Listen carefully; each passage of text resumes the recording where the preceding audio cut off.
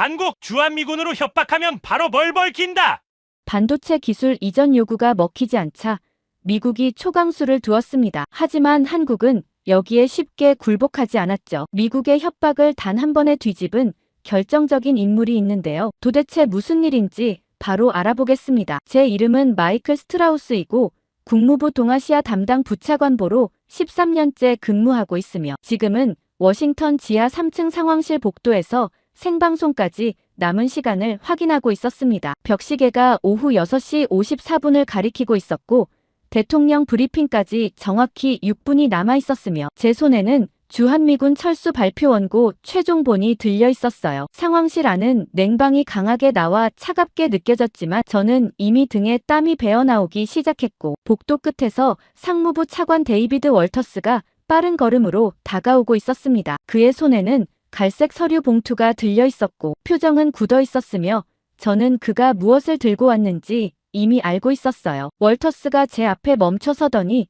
봉투를 내밀며 조용히 말했습니다. 스트라우스 서명하십시오. 저는 봉투를 받아 열지 않은 채 그를 보며 물었어요. 이게 삼성건입니까? 월터스가 고개를 끄덕이며 단호하게 대답했습니다. 반도체 공정 이전 요구서입니다. 지금 서명 안 하면 철수 발표 그대로 강행합니다. 저는 그 말을 듣고 미간을 찌푸렸습니다. 6분 남은 시점에서 계약서를 검토하라는 건 사실상 불가능했고 이건 서명을 강요하는 거나 다름없었어요. 저는 월터스에게 조심스럽게 말했습니다. 차관님 조항 검토 시간이 필요합니다. 월터스가 차갑게 대답했어요. 시간 없습니다. 브리핑 전에 끝내야 합니다. 저는 봉투를 열어 첫 장을 확인했고 제목에는 한미 첨단 반도체 기술 협력 양해각서라고 적혀 있었으며 하단에는 서명란이 비어 있었습니다. 저는 페이지를 넘기며 조항들을 빠르게 훑었지만 법률 용어들이 빽빽하게 들어차 있었고 6분 안에 이걸 전부 이해하는 건 불가능했어요. 월터스가 제 어깨 너머로 시계를 보며 말했습니다. 5분 남았습니다. 저는 그를 보며 조용히 물었어요. 이거 안 하면 어떻게 됩니까? 월터스가 단호하게 대답했습니다. 대통령이 철수 발표하고 한국은 무릎 꿇고 시장은 붕괴됩니다. 저는 그 말을 듣고 선택해야 했습니다. 조항 검토 없이 서명할지 아니면 브리핑을 지연시킬지 결정해야 했고 시간은 계속 흘러가고 있었어요. 저는 펜을 꺼내 서명란 위에 올려놓고 망설였습니다. 뭔가 이상했지만 정확히 뭐가 문제인지 짚어낼 시간이 없었고 월터스는 제 옆에서 계속 시계를 확인하고 있었어요. 저는 결국 서명을 했고 잉크가 종이에 스며드는 순간 월터스가 서류를 낚아채듯 가져가며 조용히 말했습니다. 잘 선택하셨습니다. 저는 그 말을 듣고 불안했지만 동시에 제가 시간을 벌었다고 생각했습니다. 철수 발표 전에 계약서를 처리했고 협상 카드를 확보했으며 이제 한국이 움직일 차례였어요. 월터스가 복도를 걸어나가는 순간 반대편에서 한국 측 연락관 윤재현이 나타났고 그는 월터스와 스쳐 지나가며 저를 보더니 멈춰 섰습니다. 윤재현이 제 손에 든 원고를 보며 조용히 물었어요. 그거 철수 발표입니까? 저는 고개를 끄덕이며 대답했습니다. 4분 후 시작됩니다. 윤재현이 잠시 침묵하다가 조용히 말했어요. 그 조항 철수하면 즉시 무효입니다. 저는 그 말을 듣고 미간을 찌푸렸습니다. 무효라니 무슨 소리인지 이해할 수 없었고 윤재현은 더 설명하지 않은 채 복도를 걸어 나갔어요. 저는 그의 뒷모습을 보며 생각했습니다. 경고인지 협박인지 알 수 없었지만 지금은 브리핑에 집중해야 했고 나머지는 나중에 확인하면 된다고 판단했어요. 저는 상황실 안으로 들어갔고 대형 스크린에는 백악관 브리핑룸 실시간 영상이 표시되고 있었으며 대통령이 단상으로 걸어 나오고 있었습니다. 참모 6명이 스크린 앞에 서서 긴장된 표정으로 화면을 보고 있었고 국방부 연락관 2명이 별도 모니터로 한국 내 반응을 추적하고 있었어요. 대통령이 원고를 펼치며 말하기 시작했습니다. 오늘 저는 중대한 결정을 발표하게 되었습니다. 주한미군 전력 재배치 계획을 즉시 실행하며 단계적 철수를 시작합니다. 저는 그 순간 숨을 참았고 스크린 속 기자들이 술렁이기 시작했으며 플래시가 터지기 시작했어요. 국방부 연락관이 제 옆으로 다가와 조용히 말했습니다. 서울 증시 선물 거래 멈췄습니다. 저는 고개를 끄덕이며 예상대로라고 생각했습니다. 시장이 먼저 흔들리고 정부가 혼란에 빠지며 협상 테이블로 나올 거라고 판단했어요. 대통령이 계속 말했습니다. 이는 동맹 약화가 아니라 전략적 재편이며 한국은 독자방위 역량을 강화할 기회를 갖게 될 것입니다. 저는 그 문장을 들으며 냉소했습니다. 독자방위라니 한국이 단독으로 북한과 중국을 상대할 수 없다는 건 명백했고 결국 우리 조건을 받아들일 수밖에 없을 거였어요. 브리핑이 끝나고 대통령이 단상을 내려가자 상황실 안이 순간적으로 조용해졌습니다. 월터스가 상황실로 들어오며 저를 보고 말했어요. 스트라우스 계약 발효됐습니다. 저는 그를 보며 물었습니다. 발효요? 월터스가 태블릿을 건네며 설명했어요. 서명 즉시 발효 조항입니다. 철수 발표와 동시에 계약이 활성화됩니다. 저는 태블릿 화면을 보며 얼어붙었습니다. 계약서 첫 페이지 하단의 작은 글씨로 본 협정은 서명 즉시 발효되며 군사구조 변경 시 조건부 재검토 대상이 된다고 적혀 있었고 저는 그 문장을 읽으며 윤재현이 했던 말을 떠올렸어요. 철수하면 즉시 무효라는 경고였고 저는 그걸 무시했으며 이제 뭔가 잘못됐다는 걸 느끼기 시작했습니다. 저는 월터스에게 조용히 물었어요. 재검토가 뭡니까? 월터스가 난처한 표정으로 대답했습니다. 법무팀 검토 중입니다. 저는 그 말을 듣고 불안했지만 동시에 아직 통제 가능하다고 판단했습니다. 계약은 발효됐고 철수는 시작됐으며 한국은 곧 움직일 거였어요. 그때 국방부 연락관이 급히 다가오며 말했습니다. 서울에서 긴급 NSC 소집됐습니다. 저는 그 보고를 듣고 예상대로라고 생각했습니다. 혼란이 시작됐고 우리가 협상을 시작한 게 아니라 종료 버튼을 누른 거라는 사실을 아직 몰랐어요. 철수 발표 30분 후 저는 국방부 본관 지하 2층 합동 상황실로 이동했고 복도는 긴급 소집된 장교들로 붐비고 있었으며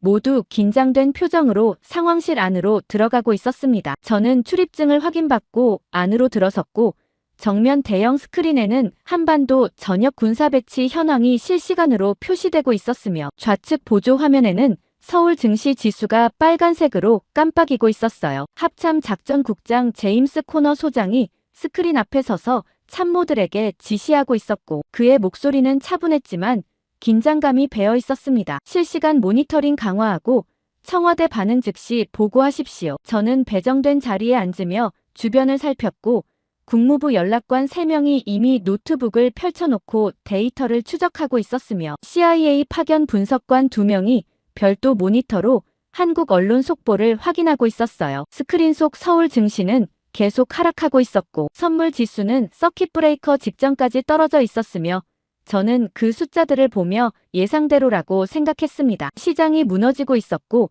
곧 정부 차원 혼란이 시작될 거였으며 우리는 그 순간을 기다리고 있었어요. 코너 소장이 제 쪽으로 다가오며 조용히 물었습니다. 스트라우스 청와대 움직임 어떻습니까? 저는 노트북 화면을 확인하며 대답했어요. NSC 긴급 소집됐고 국방장관과 외교장관이 청와대로 들어갔습니다. 코너 소장이 고개를 끄덕이며 말했습니다. 예상 시나리오대로군요. 저는 그 말에 동의하며 화면을 계속 지켜봤지만 뭔가 이상한 점을 느끼기 시작했습니다. 증시는 떨어지고 있었지만 낙폭이 예상보다 완만했고 패닉 매도가 아니라 통제된 하락처럼 보였어요. 저는 CIA 분석관에게 조용히 물었습니다. 한국 언론 반응 어떻습니까? 분석관이 화면을 가리키며 대답했어요. 속보는 쏟아지는데 논조가 이상합니다. 혼란보다 대응 중심입니다. 저는 그 말을 듣고 미간을 찌푸렸습니다. 대응이라니 아직 정부 공식 발표도 없었고 혼란 국면이어야 정상이었는데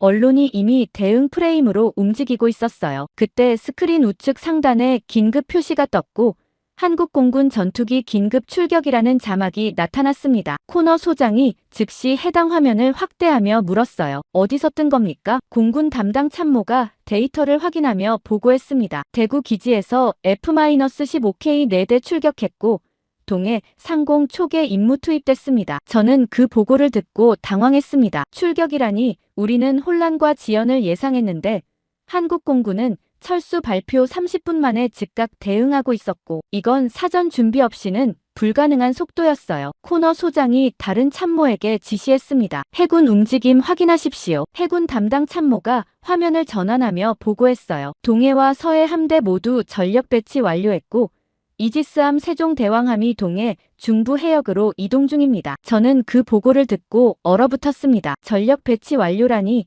이건 긴급 대응이 아니라 계획된 전개였고 우리가 철수를 발표하기도 전에 이미 준비하고 있었다는 뜻이었어요. 저는 코너 소장에게 조용히 말했습니다. 소장님, 이건 즉흥 대응이 아닙니다. 코너 소장이 저를 보며 물었어요. 무슨 뜻입니까? 저는 화면을 가리키며 설명하기 시작했습니다. 공군 출격과 해군 배치가 30분 안에 동시에 이뤄졌고, 이건 사전 계획 없이는 불가능하며 한국이 우리 움직임을 예측하고 있었을 가능성이 있습니다. 코너 소장이 미간을 찌푸리며 말했습니다. 과대평가 아닙니까? 저는 그 말을 듣고 확신할 수 없었지만 동시에 불안감이 커지고 있었습니다. 화면 속 한국군은 계속 움직이고 있었고 혼란은 어디에도 보이지 않았어요. 그때 제 휴대폰이 울렸고 상무부 월터스에게서 온 긴급 메시지였습니다. 삼성 반응 보고 즉시 올리십시오. 저는 메시지를 확인하고 국무부 연락관에게 다가가 조용히 물었어요. 삼성 쪽 움직임 있습니까? 연락관이 노트북을 보며 대답했습니다. 공식 발표 없고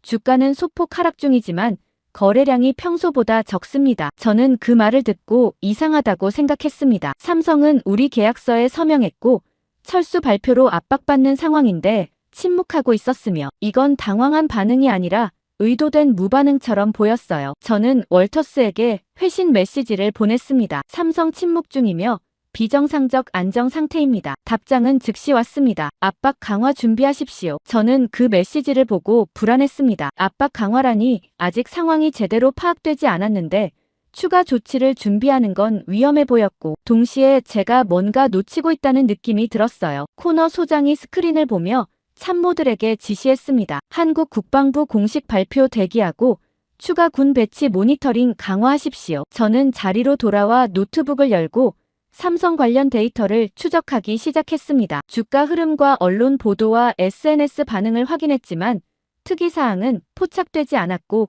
오히려 너무 조용했어요. 그때 CIA 분석관이 제 옆으로 다가오며 조용히 말했습니다. 스트라우스 이상한 로그 하나 발견했습니다. 저는 그를 보며 물었어요. 무엇입니까? 분석관이 태블릿을 보여주며 설명했습니다. 삼성 반도체 내부 시스템에서 엔지니어 접근 권한 재배치 로그가 포착됐고 시간대가 철수 발표 직후입니다. 저는 태블릿 화면을 보며 데이터를 확인했습니다. 여러 엔지니어 계정들이 동시다발적으로 권한 변경을 신청했고 승인 시간이 거의 동일했으며 이건 개별 행동이 아니라 조직적 움직임처럼 보였어요. 저는 분석관에게 물었습니다. 이게 정상 절차입니까? 분석관이 고개를 저으며 대답했어요. 일반적이지 않습니다. 긴급 상황에서 권한 재배치는 보통 며칠 걸리는데 이건 몇 분 만에 처리됐습니다. 저는 그 설명을 듣고 긴장했습니다. 권한 재배치라니 삼성이 뭔가 준비하고 있었고 철수 발표에 대응하는 게 아니라 사전 계획을 실행하고 있을 가능성이 높았어요. 저는 즉시 코너 소장에게 다가가 조용히 보고했습니다. 소장님, 삼성 내부에서 이상 징후 포착됐습니다. 코너 소장이 저를 보며 물었어요. 어떤 징후입니까? 저는 태블릿을 보여주며 설명했습니다. 엔지니어 권한 재배치가 조직적으로 이루어지고 있고 이건 단순 대응이 아니라 계획된 준비로 보입니다. 코너 소장이 화면을 보더니 미간을 찌푸리며 말했습니다. 상무부에 넘기십시오. 우리 소관 아닙니다. 저는 그 지시를 듣고 당황했습니다. 소관이 아니라니 이건 명백히 우리 전략에 영향을 미치는 움직임인데 국방부가 관여하지 않겠다는 뜻이었어요. 저는 조용히 말했습니다. 하지만 소장님, 이건 군사철수와 연동된 산업 대응입니다. 코너 소장이 단호하게 대답했어요. 스트라우스 우리는 군 배치만 봅니다. 나머지는 상무부 몫입니다. 저는 더 이상 말하지 않았고 자리로 돌아왔습니다. 상황실 스크린에는 여전히 한국군 배치 현황이 표시되고 있었고 공군과 해군이 질서정연하게 움직이고 있었으며 우리가 예상했던 혼란은 어디에도 없었어요. 저는 노트북을 열어 긴급 보고서를 작성하기 시작했고 제목을 한국 측 비정상 안정 및 사전 준비 가능성으로 입력했습니다. 내용에는 군 즉각 대응과 삼성 권한 재배치 로그를 포함시켰고 추가 모니터링 필요성을 강조했어요. 보고서를 완성하고 월터스와 코너 소장에게 전송했지만 답장은 오지 않았습니다. 저는 화면을 보며 생각했습니다. 우리는 협상을 시작했다고 믿었지만 한국은 이미 다음 단계로 넘어가고 있었고 시장 붕괴와 내부 혼란을 기다리는 동안 상대는 질서를 유지하며 독자 계획을 실행하고 있었어요. 상황실 시계가 철수 발표 후 1시간을 가리키고 있었고 저는 이 안정이 일시적 착시인지 아니면 우리 예측 자체가 틀렸는지 확신할 수 없었으며 불안감만 계속 커지고 있었습니다. 철수 발표 사흘 후 저는 애리조나 피닉스 외곽 신규 반도체 공장 관제실에 서 있었고 목요일 오전 10시였지만 실내는 에어컨 가동음과 서버 냉각 팬 소리만 낮게 울리고 있었으며 정면 모니터 24개에는 생산 라인 실시간 데이터가 표시되고 있었습니다. 저는 워싱턴에서 직접 내려온 지 이틀째였고 본사는 초기 가동 안정화 점검을 지시했으며 삼성과의 계약 이행 상태를 확인하라는 추가 임무를 받았어요. 현장 책임자인 제프 모건 부사장이 제 옆에 서서 태블릿으로 불량률 그래프를 보여주며 설명하고 있었고 그의 목소리는 자신감이 넘쳤습니다. 스트라우스 전체적으로 순조롭고 어라인 수율이 85%까지 올라왔으며 B라인도 곧 안정화될 겁니다. 저는 그래프를 보며 고개를 끄덕였지만 동시에 B라인 데이터를 자세히 확인하기 시작했습니다. 특정 구간에서 반복적으로 오류가 발생하고 있었고 에러 코드가 동일했으며 발생 시간대도 규칙적이었어요. 저는 모건에게 조용히 물었습니다. B라인 이 구간 오류 원인 파악됐습니까? 모건이 화면을 확대하며 대답했어요. 초기 불량으로 판단하고 있고 장비 교정 중입니다. 저는 그 말을 듣고 미간을 찌푸렸습니다. 초기 불량이라니 동일 구간에서 동일 패턴으로 반복되는 건 단순 불량이 아니라 구조적 문제일 가능성이 높았어요. 저는 모건에게 말했습니다. 직접 현장 확인하겠습니다. 모건이 저를 안내하며 관제실을 나와 생산동으로 향했고 복도는 흰색 벽과 형광등으로 밝게 빛나고 있었으며 에어샤워실을 통과해 클린룸 안으로 들어갔습니다. B라인은 거대한 장비들이 일렬로 배치되어 있었고 로봇 팔들이 웨이퍼를 옮기며 작업하고 있었으며 엔지니어 3명이 모니터 앞에서 데이터를 확인하고 있었어요. 저는 문제 구간으로 다가가 장비 상태를 직접 살펴봤고 외관상 이상은 없었지만 제어 패널의 경고 표시가 간헐적으로 깜빡이고 있었습니다. 현장 수석 엔지니어 톰 리처드슨이 제 옆으로 다가오며 조용히 말했어요. 스트라우스 부차관보님, 이 구간이 계속 문제입니다. 저는 그를 보며 물었습니다. 원인 특정됐습니까? 리처드슨이 태블릿을 보여주며 설명했어요. 센서 오차와 온도 변화로 추정 중인데 정확한 원인은 아직 파악 못했습니다. 저는 데이터를 보며 생각했습니다. 센서와 온도라니 너무 일반적인 진단이었고 근본 원인을 찾지 못하고 있다는 뜻이었어요. 그때 클린룸 출입문이 열리며 삼성 측 기술 자문으로 파견 나온 윤재현이 들어왔고 그는 방진복을 입고 있었지만 표정은 침착했으며 저를 보더니 가볍게 고개를 끄덕였습니다. 모건이 윤재현을 보며 반갑게 말했어요. 윤 박사님 마침 잘 오셨습니다. B라인 점검 부탁드립니다. 윤재현이 아무 말 없이 문제 구간으로 걸어가더니 장비 외부를 천천히 훑어보기 시작했고 손으로 패널을 가볍게 두드리며 내부 배선 상태를 확인하고 있었어요. 저는 그 모습을 보며 뭔가 발견할 거라는 기대보다는 형식적 점검이라고 생각했습니다. 윤재현이 장비 측면으로 돌아가더니 배선함 커버를 열고 내부를 들여다보기 시작했고 30초 정도 침묵이 흘렀으며 그가 천천히 고개를 끄덕이며 커버를 닫았습니다. 윤재현이 저와 모건을 보며 조용히 말했어요. 여기 선 하나 빠졌습니다. 저는 그 말을 듣고 당황했습니다. 선 하나라니 이 복잡한 시스템에서 선 하나가 전체 오류를 만들 수 있다는 게 믿기지 않았고 모건도 미간을 찌푸리며 반문했어요. 선 하나요? 어떤 선입니까? 윤재현이 태블릿을 꺼내 배선도를 띄우더니 특정 라인을 가리키며 설명했습니다. 이 제어 신호선이 연결 안 됐고 그래서 센서 피드백이 불완전하게 들어갑니다. 리처드슨이 배선도를 확인하더니 난처한 표정으로 말했어요. 설계도에는 옵션 라인으로 표시되어 있습니다. 윤재현이 고개를 저으며 조용히 대답했습니다. 옵션이 아니라 필수입니다. 저는 그 대화를 들으며 혼란스러웠습니다. 설계도와 실제 시공이 다르다는 건 명백한 문제였고 삼성이 제공한 도면이 불완전했을 가능성이 있었어요. 저는 윤재현에게 물었습니다. 왜 설계도에 필수로 표기 안 됐습니까? 윤재현이 저를 보며 침착하게 대답했어요. 표기는 되어 있고 해석이 다를 뿐입니다. 저는 그 말을 듣고 불쾌했습니다. 해석 차이라니 이건 명백히 정보 누락이었고 의도적으로 애매하게 만든 것처럼 보였어요. 모건이 즉시 지시했습니다. 리처드슨, 해당 라인 즉시 연결하십시오. 리처드슨이 고개를 끄덕이며 엔지니어 2명을 불러 작업을 시작했고 윤재현은 더 이상 말하지 않은 채 클린룸을 나가며 저를 보고 조용히 말했습니다. 확인 후 연락 주십시오. 저는 그가 나가는 뒷모습을 보며 생각했습니다. 선 하나를 지적하고 떠났지만 표정에는 확신이 담겨 있었고 이게 단순 결함이 아니라 뭔가 더 큰 구조의 일부일 가능성이 느껴졌어요. 엔지니어들이 30분에 걸쳐 신호선을 연결했고 리처드슨이 시스템 재부팅을 시작했으며 모니터에는 초기화 진행 상태가 표시되고 있었습니다. 저는 관제실로 돌아와 실시간 데이터를 확인하기 시작했고 비라인이 다시 가동되며 웨이퍼 투입이 시작됐어요. 모건이 제 옆에 서서 화면을 보며 자신있게 말했습니다. 이제 정상화될 겁니다. 저는 그래프를 지켜봤고 처음 10분간은 오류 없이 진행됐으며 수율도 안정적으로 유지되고 있었습니다. 하지만 20분이 지나자 새로운 경고 표시가 나타나기 시작했고 이번에는 다른 구간에서 오류가 발생했어요. 리처드슨이 급히 관제실로 들어오며 보고했습니다. 부사장님, 시구간에서 신규 오류 발생했고 불량률이 오히려 상승 중입니다. 저는 화면을 확대하며 데이터를 확인했습니다. 불량률이 수정 전 15%에서 수정 후 23%로 증가했고 새로운 에러 코드가 연속으로 출력되고 있었어요. 모건이 당황하며 물었습니다. 왜 더 나빠졌습니까? 리처드슨이 태블릿을 보며 난처한 표정으로 대답했어요. 신호선 연결 후 전체 밸런스가 깨진 것 같습니다. 저는 그 말을 듣고 얼어붙었습니다. 밸런스가 깨졌다는 건 선 하나가 단순 결함이 아니라 전체 공정을 제어하는 핵심 요소였다는 뜻이었고 그걸 빼놓은 게 의도적 설계일 가능성이 높았어요. 저는 즉시 모건에게 말했습니다. 라인 즉시 중단하십시오. 모건이 저를 보며 반문했어요. 중단하면 납기가 밀립니다. 저는 단호하게 대답했습니다. 지금 중단 안 하면 불량률이 더 올라갑니다. 모건이 잠시 망설이다가 본사에 전화를 걸기 시작했고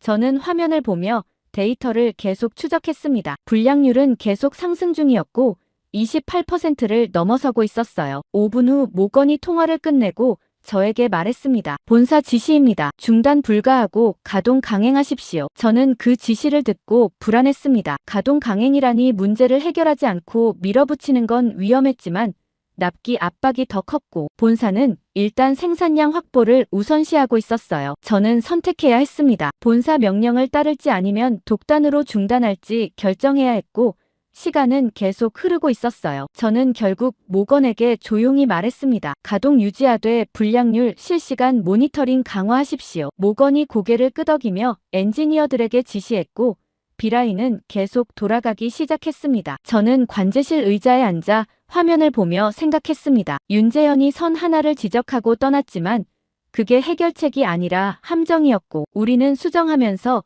오히려 문제를 키웠으며 이제 멈출 수도 없는 상태로 들어가고 있었어요. 라인 강행 가동 이틀 후 저는 피닉스 공장 품질 관리실에 앉아 토요일 오전 6시 출하 검수 데이터를 확인하고 있었고 형광등 불빛 아래 모니터 화면에는 빨간색 불량 표시가 계속 늘어나고 있었으며 제 옆에서 품질 담당 매니저 린다 첸이 긴장된 목소리로 최종 수치를 읽어주고 있었습니다. 스트라우스 부차관보님, 지난 24시간 생산량 100개 중 정상 통과가 30개이고 나머지 70개는 전부 불량 판정 나왔습니다. 저는 그 숫자를 듣고 얼어붙었습니다. 30% 수율이라니 이건 양산 가능 수준이 아니라 사실상 생산 실패였고 군수 침납기는 이미 일주일 지연된 상태였어요. 저는 린다에게 조용히 물었습니다. 불량 원인 특정됐습니까? 린다가 태블릿을 넘기며 난처한 표정으로 대답했어요. 회로 패턴 불량과 방막 두께 편차가 주요 원인인데 근본적으로는 전체 공정 밸런스 문제입니다. 저는 그 설명을 듣고 윤재현이 경고했던 내용을 떠올렸습니다. 선 하나를 수정했지만 오히려 전체 시스템이 무너졌고 이제 복구 방법조차 찾지 못하고 있었어요. 그때 품질관리실 문이 열리며 모건 부사장이 급한 걸음으로 들어왔고 그의 손에는 국방부 공문이 들려 있었으며 표정은 완전히 굳어 있었습니다. 모건이 공문을 책상 위에 내려놓으며 조용히 말했어요. 국방부에서 정식 개입 통보 왔습니다. 저는 공문을 집어들고 내용을 확인했습니다. 군수 반도체 납기 지연에 따른 긴급 점검 실시 예정이며 생산 라인 전면 감사 착수한다는 내용이었고 하단에는 국방부 조달청 서명이 찍혀 있었어요. 저는 공문을 내려놓으며 모건에게 물었습니다. 언제 들어옵니까? 모건이 시계를 보며 대답했습니다. 오늘 오후 2시입니다. 저는 그 말을 듣고 긴장했습니다. 6시간밖에 남지 않았고 이 상태로 감사를 받으면 계약 위반 판정이 나올 가능성이 높았어요. 저는 모건에게 단호하게 말했습니다. 긴급 패치 즉시 투입하십시오. 모건이 난처한 표정으로 대답했어요. 패치 준비는 되어 있는데 테스트 없이 적용하는 건 위험합니다. 저는 그를 보며 조용히 말했습니다. 지금은 선택의 여지가 없습니다. 모건이 잠시 망설이다가 고개를 끄덕이며 엔지니어링 팀의 긴급 소집 지시를 내렸고 저는 관제실로 이동해서 실시간 패치 적용 과정을 모니터링하기 시작했습니다. 오전 8시에 B라인과 C라인이 동시에 정지됐고 엔지니어 팀이 클린룸 안으로 들어가 소프트웨어 업데이트를 시작했으며 화면에는 진행 상태 바가 천천히 올라가고 있었어요. 현장 책임 엔지니어 리처드슨이 무전으로 보고했습니다. 패치 파일 업로드 중이고 예상 소요 시간 30분입니다. 저는 무전기를 들고 대답했어요. 최대한 신속히 진행하십시오. 30분 후 패치 적용이 완료됐고 시스템 재부팅이 시작됐으며 모니터에는 초기화 진행 로그가 빠르게 스크롤되고 있었습니다. 저는 화면을 보며 숨을 참았고 모건이 제 옆에 서서 똑같이 긴장된 표정으로 화면을 응시하고 있었어요. 재부팅이 완료되고 라인이 다시 가동되기 시작했습니다. 첫 번째 웨이퍼가 투입됐고 공정이 순차적으로 진행되기 시작했으며 저는 불량률 그래프를 주시했어요. 처음 5분간은 정상적으로 보였습니다. 에러 코드 없이 진행됐고 센서 데이터도 안정적이었으며 저는 안도의 한숨을 쉬려는 순간 갑자기 경고음이 울리기 시작했어요. 모건이 화면을 확대하며 급히 물었습니다. 무슨 일입니까? 리처드슨이 무전으로 다급하게 보고했어요. C라인 온도 제어 시스템 오류 발생했고 냉각 불가 상태 진입했습니다. 저는 즉시 지시했습니다. 긴급 냉각 프로토콜 가동하십시오. 하지만 화면 속 온도 그래프는 계속 상승하고 있었고 설정 임계치를 넘어서기 시작했으며 장비 자동 보호 시스템이 발동되며 C라인 전체가 비상 정지됐습니다. 모건이 당황하며 말했어요. 패치가 냉각 시스템까지 건드렸습니다. 저는 그 말을 듣고 좌절했습니다. 긴급 패치가 문제를 해결한 게 아니라 새로운 오류를 만들어냈고 이제 라인 하나가 완전히 멈춘 상태였어요. 린다가 급히 들어오며 보고했습니다. B라인도 동일 증상 나타나기 시작했습니다. 저는 화면을 전환해서 B라인 데이터를 확인했고 온도가 서서히 상승하고 있었으며 이 속도면 10분 내로 비상 정지될 게 분명했어요. 저는 모건에게 단호하게 말했습니다. 전체 라인 수동 제어로 전환하십시오. 모건이 즉시 지시를 내렸고 엔지니어들이 수동 개입을 시작했지만 자동화 시스템과 수동 제어 간 충돌이 발생하며 일부 장비가 응답을 멈추기 시작했습니다. 리처드슨이 무전으로 다급하게 보고했어요. 수동 전환 실패하고 장비 3대가 완전 셧다운 진입했습니다. 저는 그 보고를 듣고 패닉 상태에 빠지려는 걸 억지로 참았습니다. 라인이 통제 불능 상태로 들어가고 있었고 국방부 감사까지 4시간밖에 남지 않았어요. 저는 즉시 본사 긴급 라인에 전화를 걸었고 상무부 월터스가 받았습니다. 월터스가 급한 목소리로 물었어요. 스트라우스 상황 어떻습니까? 저는 최대한 침착하게 보고했습니다. 긴급 패치 투입했지만 오히려 악화됐고 현재 라인 2개가 정지 상태이며 수동 복구도 실패했습니다. 월터스가 잠시 침묵하다가 단호하게 말했어요. 어떻게든 오후까지 가동 상태로 만드십시오. 저는 그 지시를 듣고 불쾌했습니다. 어떻게든이라니 기술적으로 불가능한 상황인데 정치적 명령으로 해결될 문제가 아니었어요. 저는 조용히 대답했습니다. 최선을 다하겠습니다. 통화를 끊고 저는 관제실 창문으로 클린룸 내부를 내려다봤습니다. 엔지니어들이 분주하게 움직이고 있었지만 표정에는 당황과 혼란이 역력했고 누구도 정확한 해결책을 모르고 있었어요. 그때 제 휴대폰이 울렸고 CIA 분석관에게서 온 긴급 메시지였습니다. 삼성 내부 데이터 분석 결과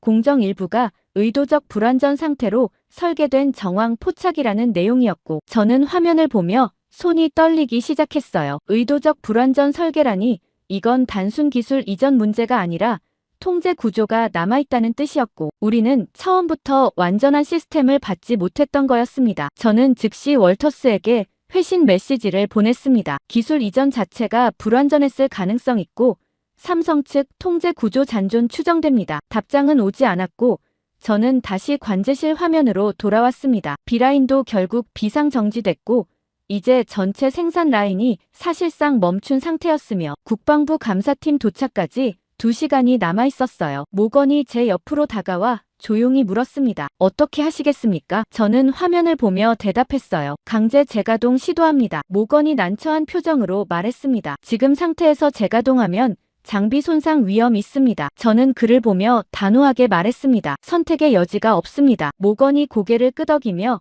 엔지니어들에게 강제 재가동 지시를 내렸고 저는 화면을 보며 생각했습니다. 우리는 라인을 돌리는 게 아니라 붕괴를 지연시키고 있을 뿐이었고 선 하나에서 시작된 균열이 이제 전체 시스템을 삼키고 있었어요. 강제 재가동 실패 3일 후 저는 워싱턴 국무부 본관 회의실에 앉아 있었고 화요일 오후 4시였지만 블라인드가 내려져 있어 실내는 어두웠으며 대형 스크린에는 피닉스 공장 생산 중단 현황과 군수 칩 납기 지연 보고서가 표시되고 있었습니다. 상무부 차관 월터스가 테이블 상석에 앉아 팔짱을 낀 채 저를 노려보고 있었고 그의 옆에는 국방부 조달청 부청장 제럴드 스미스가 난처한 표정으로 서류를 넘기고 있었으며 국무부 차관보 2명이 벽에 기대 서서 긴장된 분위기를 지켜보고 있었어요. 월터스가 서류를 테이블 위에 내려놓으며 차갑게 말했습니다. 스트라우스 상황 수습 방안이 뭡니까? 저는 준비한 보고서를 펼치며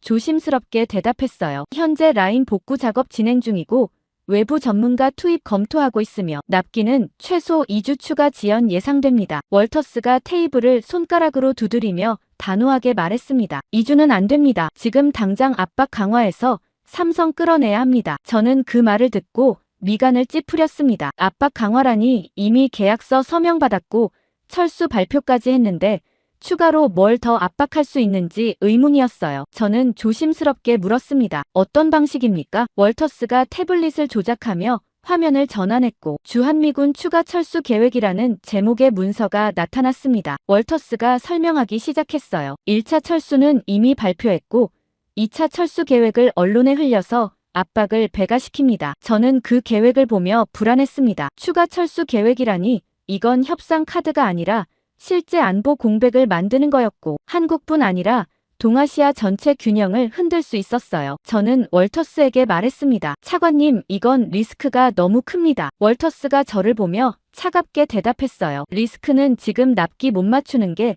더 크고 국방부가 우리 목 조이기 전에 삼성부터 무릎 꿇려야 합니다. 국방부 스미스 부청장이 끼어들며 조용히 말했습니다. 월터스 차관님 추가 철수는 의회 승인 필요하고 시간이 걸립니다. 월터스가 고개를 저으며 대답했어요. 승인 전에 흘리는 겁니다. 계획만 언론에 새도 시장이 먼저 흔들립니다. 저는 그 전략을 듣고 이해했지만 동시에 이게 효과를 낼지 확신할 수 없었습니다. 1차 철수 때도 한국은 예상과 다르게 질서정연하게 대응했고 오히려 우리가 당황했어요. 저는 조용히 말했습니다. 하지만 차관님 한국 반응이 1차 때와 다를 수 있습니다. 월터스가 단호하게 대답했습니다. 다르지 않습니다. 압박 강도만 올리면 결국 꺾입니다. 회의가 끝나고 저는 복도로 나와 제 사무실로 돌아왔습니다. 책상 위에는 피닉스 공장 1일 보고서가 쌓여 있었고 모두 생산 중단과 복구 실패 내용으로 가득했으며 저는 의자에 앉아 창밖을 보며 생각했어요. 월터스 전략이 작동하지 않을 가능성이 높았고 오히려 한국의 독자 행동을 가속화시킬 수 있었지만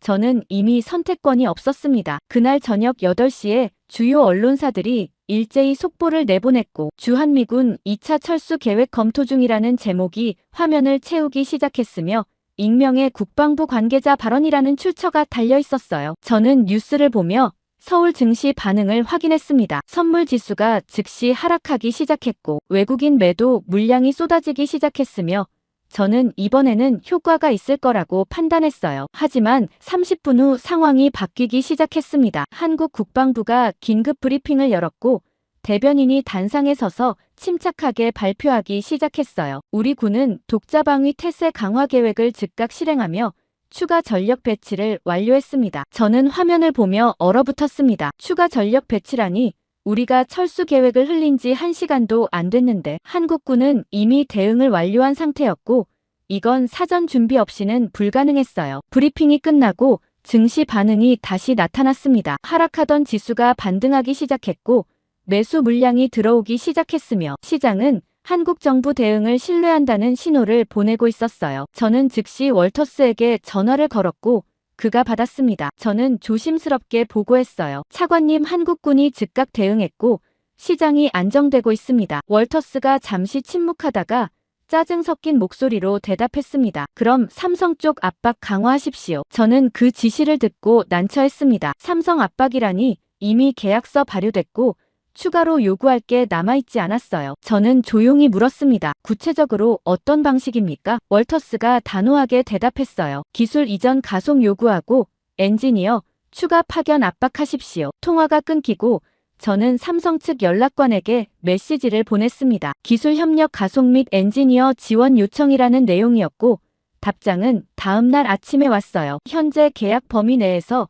최대 협력 중이며 추가 파견은 검토 불가합니다. 저는 그 답장을 보며 당황했습니다. 검토 불가라니 완곡한 거절이었고 삼성은 우리 압박에 응하지 않겠다는 의사를 명확히 한 거였어요. 저는 즉시 월터스에게 보고했고 그는 화상회의 소집을 지시했습니다. 오전 10시에 저는 국무부 화상회의실에 앉아 있었고 스크린 너머로 월터스와 스미스 부청장이 보였으며 두 사람 모두 불쾌한 표정이었어요. 월터스가 먼저 말했습니다. 스트라우스 삼성이 거부했다는 게 사실입니까? 저는 고개를 끄덕이며 대답했어요. 공식 답변은 검토 불가이고 추가 협력 의사 없습니다. 스미스 부청장이 끼어들며 물었습니다. 그럼 대안이 뭡니까? 저는 준비한 자료를 화면에 공유하며 설명하기 시작했습니다. 외부 전문가 영입 또는 유럽 반도체 업체 협력 검토 가능하지만 시간과 비용이 추가로 소요됩니다. 월터스가 단호하게 말했어요. 시간 없습니다. 삼성 끌어내는 게 최우선입니다. 저는 그 지시를 듣고 불안했습니다. 끌어낸다는 게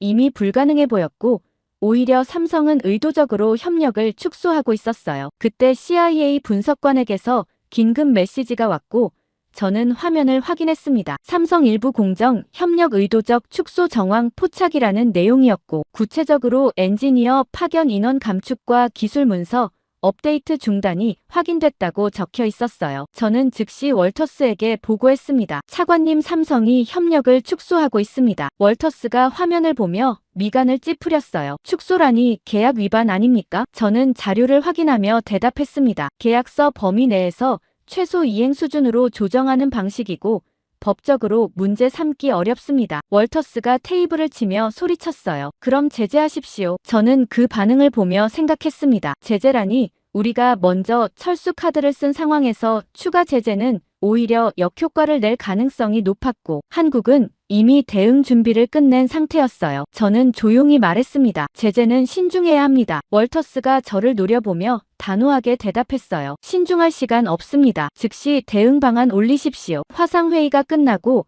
저는 사무실로 돌아와 책상 앞에 앉았습니다. 창밖으로 워싱턴 거리가 보였고 사람들이 평온하게 걸어다니고 있었지만 저는 점점 통제권이 빠져나가는 느낌을 받고 있었어요. 압박은 계속 강화되고 있었지만 효과는 나타나지 않았고 오히려 한국은 독자 체제를 완성해가고 있었으며 삼성은 협력을 최소화하며 거리를 두기 시작했습니다. 저는 노트북을 열어 대응 방안 보고서를 작성하기 시작했지만 키보드 위에 손을 올려놓고 멈췄어요. 뭘 써야 할지 확신할 수 없었고 모든 전략이 역으로 작동하고 있었으며 우리가 압박할수록 한국은 더 빠르게 독립하고 있었습니다. 대응 방안 보고서 제출 5일 후 저는 피닉스 공장 관제실에 다시 서 있었고 일요일 오후 3시였지만 주말임에도 엔지니어 15명이 모두 출근해서 모니터 앞에 앉아 있었으며 정면 스크린에는 비라인 실시간 수율 그래프가 표시되고 있었습니다. 모건 부사장이 제 옆에 서서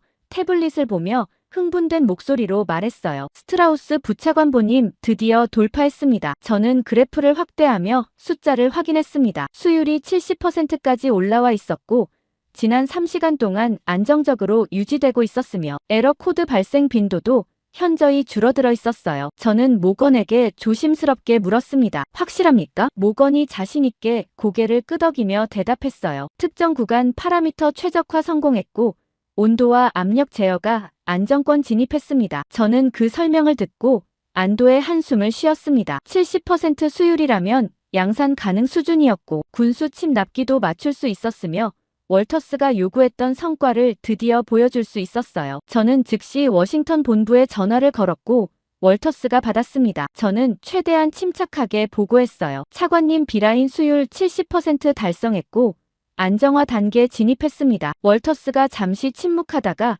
조심스럽게 물었습니다. 확실합니까? 저는 그래프를 보며 자신있게 대답했어요. 3시간 동안 유지 중이고 엔지니어링 팀 확인 완료했습니다. 월터스가 만족스러운 목소리로 말했습니다. 좋습니다. 즉시 언론 발표 준비하십시오. 저는 통화를 끝내고 모건에게 말했어요. 본부에서 발표 지시 내렸습니다. 모건이 엔지니어들을 보며 엄지를 치켜 세웠고 관제실 안에 작은 환호성이 터져 나왔으며 저는 그 분위기를 보며 처음으로 웃음이 나왔습니다. 지난 2주 동안 계속 실패만 겪었는데 드디어 성공을 맛보는 순간이었고 이제 모든 게 제자리를 찾아가는 것 같았어요. 오후 5시에 상무부 공식 브리핑이 열렸고 월터스가 직접 단상에 서서 발표했습니다. 저는 사무실에서 생중계를 보고 있었고 화면 속 월터스는 자신감 넘치는 표정이었어요. 월터스가 원고를 읽기 시작했습니다. 오늘 우리는 중요한 이정표를 달성했습니다. 국내 반도체 생산 라인이 안정화 단계에 진입했으며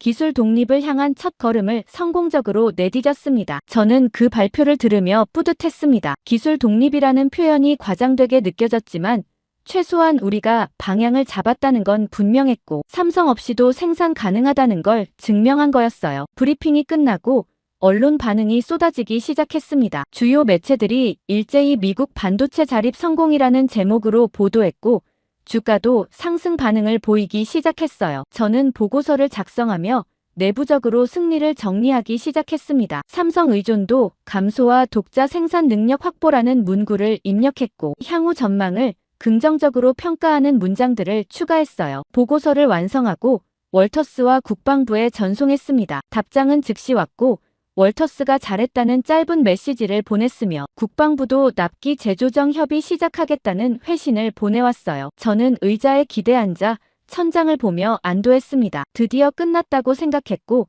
이제 정상 궤도로 돌아갈 수 있을 거라고 판단했어요. 하지만 그날 밤 11시에 제 휴대폰이 울렸고 피닉스 공장 야간 근무 책임자에게서 온 긴급 전화였습니다. 저는 급히 받으며 물었어요. 무슨 일입니까? 야간 책임자가 다급한 목소리로 보고했습니다. 부차관보님 시스템 로그 점검 중 이상 패턴 발견했습니다. 저는 즉시 노트북을 켜며 물었어요. 어떤 패턴입니까? 야간 책임자가 설명하기 시작했습니다. B라인 특정 구간에서 수동 보정 로그가 반복적으로 기록되어 있고 자동 제어가 아니라 엔지니어 개입으로 수율이 유지된 흔적입니다. 저는 그 말을 듣고 얼어붙었습니다. 수동 보정이라니 70% 수율이 시스템 자체의 안정화가 아니라 인위적 조정으로 만들어진 결과라는 뜻이었어요. 저는 조용히 물었습니다. 보정 없이 가동하면 어떻게 됩니까? 야간 책임자가 난처한 목소리로 대답했어요. 테스트 안 해봤지만 추정상 수율 급락할 가능성 높습니다. 저는 즉시 지시했습니다. 보정 중단하고 자동 모드로 전환해서 테스트하십시오. 야간 책임자가 잠시 망설이다가 대답했습니다. 지금 진행하겠습니다. 저는 노트북으로 원격 접속해서 실시간 데이터를 확인하기 시작했고 B라인이 수동 보정 없이 자동 모드로 전환되는 과정을 지켜봤어요. 처음 10분간은 정상적으로 보였습니다. 수율이 70% 근처에서 유지되고 있었고 에러도 발생하지 않았어요. 하지만 15분이 지나자 온도 편차가 나타나기 시작했고 20분 후에는 수율이 65%로 떨어졌으며 30분이 지나자 58%까지 하락했습니다. 저는 화면을 보며 숨이 막혔습니다. 수동 보정 없이는 시스템이 스스로 안정을 유지하지 못했고 70%는 유도된 안정 상태였으며 실제로는 여전히 불완전한 시스템이었어요. 야간 책임자가 다시 전화를 걸어왔고 저는 받았습니다. 그가 조용히 말했어요. 부차관보님 이대로 가면 내일 아침까지 수율 50% 밑으로 떨어질 것 같습니다. 저는 그 예측을 듣고 선택해야 했습니다. 즉시 보정을 재개해서 70%를 유지할지 아니면 진실을 공개하고 발표를 철회할지 결정해야 했어요. 저는 시계를 봤습니다. 자정이 넘어가고 있었고 언론 발표는 이미 나갔으며 월터스는 성공을 선언한 상태였어요. 저는 조용히 지시했습니다. 보정 재개하십시오. 야간 책임자가 대답했어요. 알겠습니다. 저는 전화를 끊고 노트북 화면을 보며 생각했습니다. 보정을 재개하면 70%가 다시 유지될 거였고 아무도 진실을 모를 거였지만 동시에 이건 지속 가능하지 않았어요. 엔지니어가 매일 수동으로 개입해야 했고 자동화 시스템은 여전히 작동하지 않았으며 우리는 성공한 척 연기하고 있을 뿐이었습니다. 저는 월터스에게 보고해야 하는지 고민했습니다. 하지만 자정이 넘은 시간이었고 발표는 이미 끝났으며 지금 보고하면 즉시 철회 명령이 내려올 게 분명했어요. 저는 결국 보고를 미루기로 했습니다. 내일 아침에 데이터를 정리해서 올리고 대응 방안과 함께 제시하면 된다고 스스로를 설득했어요. 노트북 화면에서 수율 그래프가 다시 상승하기 시작했고 수동 보정이 재개되며 70%로 돌아가고 있었습니다. 저는 화면을 보며 불안했습니다. 우리가 발표한 성공은 가짜였고 정상화는 연출된 것이었으며 시스템은 여전히 무너지고 있었지만 저는 그 사실을 숨기는 선택을 했고 그 순간 문제를 더 키우고 있다는 걸 알면서도 멈출 수 없었습니다. 가짜 정상화 발표 이틀 후 저는 워싱턴 국무부 본관 법무실로 긴급 호출됐고 화요일 오전 9시였지만 복도는 이미 긴장된 분위기로 가득 차 있었으며 법무팀 수석 변호사 제니퍼 클라크가 회의실 문 앞에서 저를 기다리고 있었습니다. 클라크가 저를 보자마자 조용히 말했어요. 스트라우스 부차관보님 즉시 들어오십시오. 저는 그녀를 따라 회의실 안으로 들어갔고 타원형 테이블 주위로 변호사 4명이 서류를 펼쳐놓고 긴급 검토 중이었으며 정면 스크린에는 삼성과 체결한 기술 협력 계약서가 확대되어 표시되고 있었어요. 클라크가 테이블 끝자리를 가리키며 저를 앉혔고 즉시 리모컨을 조작해서 계약서 특정 페이지를 확대하기 시작했습니다. 화면에는 제74조 군사구조 변경 시 협력 조건이라는 제목이 나타났고 저는 그 문구를 보며 미간을 찌푸렸어요. 74조항이라니 계약 체결 당시 제가 검토하지 못했던 후반부 조항이었고 6분이라는 시간 제약 때문에 제대로 읽지 못한 부분이었습니다. 클라크가 조항 내용을 읽기 시작했어요. 본 협정 당사국 간 군사주둔 구조에 중대한 변경이 발생할 경우 기술 협력은 즉시 중단되며 쌍방 합의 없이는 재개될 수 없다는 내용이었고 저는 그 문장을 듣는 순간 등에서 식은땀이 흐르기 시작했습니다. 저는 클라크에게 조심스럽게 물었어요. 군사주둔 구조 변경이 정확히 무엇을 의미합니까? 클라크가 다른 변호사를 보며 고개를 끄덕였고 부변호사 마크 데이비슨이 자리에서 일어나 설명하기 시작했습니다. 주한미군 철수가 명백히 해당되고 우리가 1차 철수를 발표한 순간 이 조항이 자동 발동됐습니다. 저는 그 설명을 듣고 숨이 막혔습니다. 자동 발동이라니 우리는 철수 발표로 삼성을 압박하려 했지만 오히려 계약서 조건을 스스로 발동시켰고 기술 협력을 중단시킨 쪽은 한국이 아니라 우리였어요. 저는 클라크에게 급히 물었습니다. 그럼 지금 피닉스 공장은 어떻게 됩니까? 클라크가 난처한 표정으로 서류를 넘기며 대답했어요. 법적으로는 삼성이 협력 중단할 권리가 있고 우리가 위약 주장할 근거가 없습니다. 저는 그 말을 듣고 당황했습니다. 위약 주장 불가라니 우리가 월터스 지시대로 압박을 강화하려 했는데 법적 근거 자체가 무너진 상태였어요. 저는 조용히 물었습니다. 위약금은요? 데이비슨이 고개를 저으며 대답했습니다. 위약금 조항도 74조에 종속되어 있고 군사구조 변경으로 발동된 중단에는 적용되지 않습니다. 저는 계약서를 직접 확인하기 시작했고 페이지를 넘기며 관련 조항들을 읽어 내려갔습니다. 데이비슨 말이 맞았고 위약금 자체가 적용 불가능한 구조로 설계되어 있었으며 우리는 삼성을 법적으로 묶을 방법이 전혀 없었어요. 저는 클라크에게 말했습니다. 즉시 프로젝트 중단 건의해야 합니다. 클라크가 저를 보며 조심스럽게 대답했어요. 이미 상부에 보고 올라갔고 회신 대기 중입니다. 그때 회의실 문이 열리며 월터스 차관이 들어왔고 그의 표정은 굳어 있었으며 손에는 태블릿이 들려 있었습니다. 월터스가 테이블에 태블릿을 내려놓으며 단호하게 말했어요. 프로젝트 중단은 없습니다. 저는 그를 보며 당황하며 물었습니다. 하지만 차관님 법적 근거가 없습니다. 월터스가 저를 노려보며 대답했습니다. 법적 근거는 만들면 되고 지금 중단하면 모든 게 무너집니다. 저는 그 말을 듣고 불쾌했습니다. 근거를 만든다니 이건 법률 문제가 아니라 정치적 강요였고 월터스는 현실을 인정하지 않으려 하고 있었어요. 클라크가 조심스럽게 끼어들며 말했습니다. 차관님 위약금으로 묶는 것도 불가능합니다. 월터스가 단호하게 대답했어요. 그럼 다른 방법 찾으십시오. 자산 동결이든 수출 규제든 뭐든 동원해서 삼성 테이블로 끌어내야 합니다. 저는 그 지시를 듣고 선택해야 했습니다. 월터스 명령을 따라 강행할지 아니면 법무팀 의견대로 중단을 건의할지 결정해야 했지만 이미 월터스 태도는 결정되어 있었고 제 의견은 받아들여지지 않을 게 분명했어요. 회의가 끝나고 저는 복도로 나와 제 사무실로 돌아왔습니다. 책상 위에는 피닉스 공장 일일 보고서가 쌓여 있었고 모두 수동 보정 유지 중이라는 내용으로 가득했으며 저는 의자에 앉아 창밖을 보며 생각했어요. 계약서 74조는 처음부터 있었고 윤재현이 경고했던 내용이었으며 저는 그걸 무시하고 서명했고 이제 함정이 완전히 작동하고 있었습니다. 그날 오후 3시에 제 휴대폰이 울렸고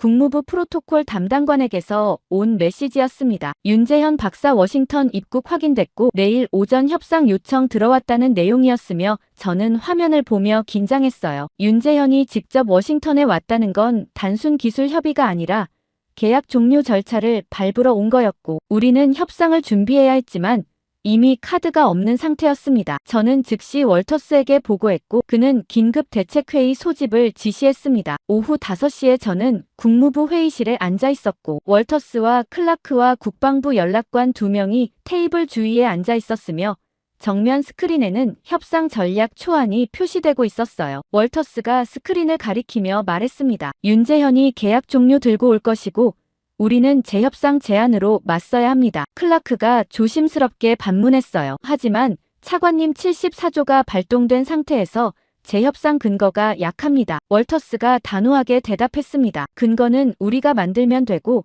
자산 동결과 수출 규제 카드 꺼내면 됩니다. 저는 그 전략을 듣고 불안했습니다. 자산 동결과 수출 규제라니 이미 철수 카드를 쓴 상황에서 추가 제재는 오히려 한국의 완전 독립을 가속화시킬 가능성이 높았어요. 저는 조용히 말했습니다. 차관님 제재는 역효과 가능성 있습니다. 월터스가 저를 보며 차갑게 대답했어요. 스트라우스 지금은 협상 타이밍입니다. 약한 모습 보이면 끝입니다. 회의가 끝나고 저는 사무실로 돌아와 내일 협상 준비 자료를 정리하기 시작했습니다. 하지만 자료를 작성하면서도 계속 불안감이 커졌고 윤재현이 협상이 아니라 종료 조건을 들고 들어올 거라는 예감이 들었어요. 저는 계약서 74조를 다시 읽어봤고 군사구조 변경 시 즉시 중단이라는 문구를 반복해서 확인했습니다. 즉시 중단이라는 건 유예기간도 협의기간도 없다는 뜻이었고 우리가 철수 발표를 한 순간 이미 게임은 끝나 있었으며 내일 협상은 사실 협상이 아니라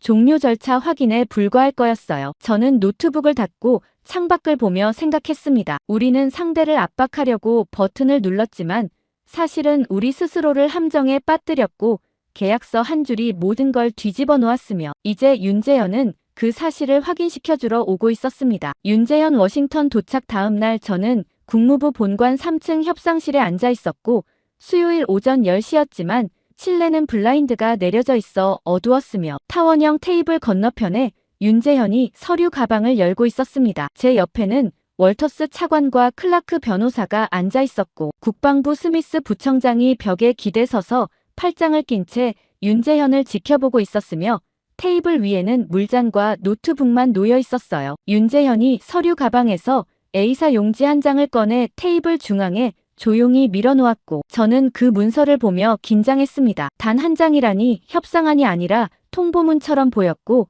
윤재현 표정은 여전히 침착했어요. 월터스가 문서를 집어들고 내용을 확인하기 시작했고 저는 그의 옆에서 함께 읽었습니다. 제목에는 기술 협력 중단 및 정상화 조건이라고 적혀 있었고 본문은 3개 항목으로 구성되어 있었어요. 첫째, 주한미군 철수 계획 전면 철회. 둘째, 계약서 기술 이전 조항 전면 삭제.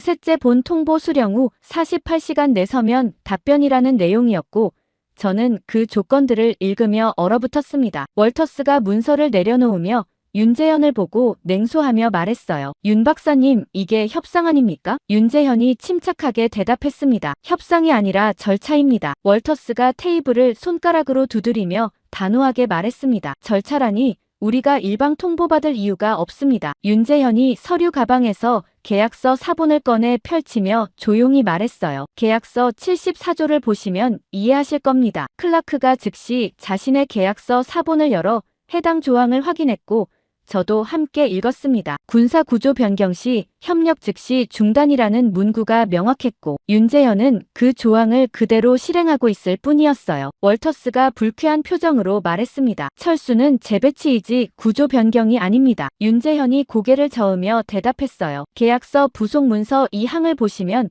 재배치도 구조 변경에 포함된다고 명시되어 있습니다. 클라크가 급히 부속 문서를 확인했고 윤재현 말이 맞았습니다. 저는 그 순간 우리가 계약서를 제대로 검토하지 않았다는 사실을 다시 한번 깨달았고 6분이라는 시간 제약이 이렇게 돌아오고 있었어요. 저는 조심스럽게 끼어들며 윤재현에게 물었습니다. 박사님, 일부 조건 수용 가능성은 없습니까? 윤재현이 저를 보며 침착하게 대답했어요. 세 가지 모두 필수 조건이고 부분 수용은 불가능합니다. 월터스가 자리에서 일어나며 목소리를 높였습니다. 윤 박사님, 우리도 카드가 있습니다. 자산 동결과 수출 규제 각오하십시오. 윤재현이 여전히 앉은 채로 조용히 대답했어요. 제재는 귀국 권리이지만 계약서 조항은 변하지 않습니다. 월터스가 당황하며 테이블을 쳤습니다. 그럼 삼성이 모든 걸 포기할 겁니까? 윤재현이 서류 가방에서 또 다른 문서를 꺼내 테이블에 놓으며 설명했어요. 이미 대체 시장 확보 완료했고